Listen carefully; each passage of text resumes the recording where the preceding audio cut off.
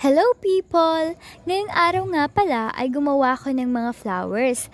Bali sa video na ito, makikita at malalaman nyo kung gaano kadali ang paggawa ng mga bulaklak gamit lamang ang mga kartolina.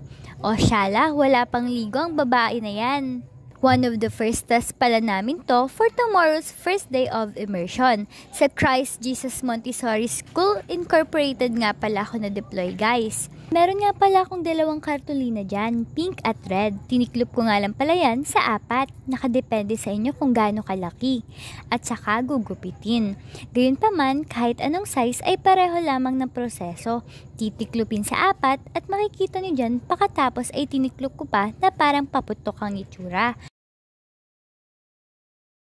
Bawat nagawa palang bulaklak ay binabawasan ko rin ng isang petals at saka pinagdudugtong gamit at glue at itinatabi ko din lahat ng nagupit ko dahil magagamit pa natin yan guys. Magsisilbi pala yung maliit na petals. Yun lang guys, ganun lang siya kasimple gawin. Bali guys, bukas pala ay first day ng immersion ko as a grade 12 student. Excited na nga pala kami. Syempre excited na kaming matapos kasi guys, isa pa, YUMS palang strand ko, Humanities and Social Sciences, more on public speaking and reporting na walang katapusan.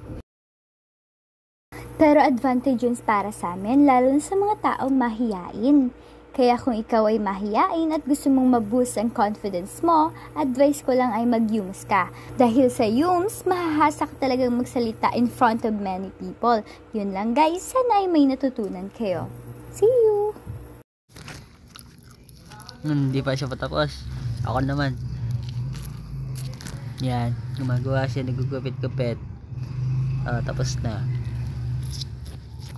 Galing niya gumawa, no? Supportan niya yan. Gusto niya yan eh.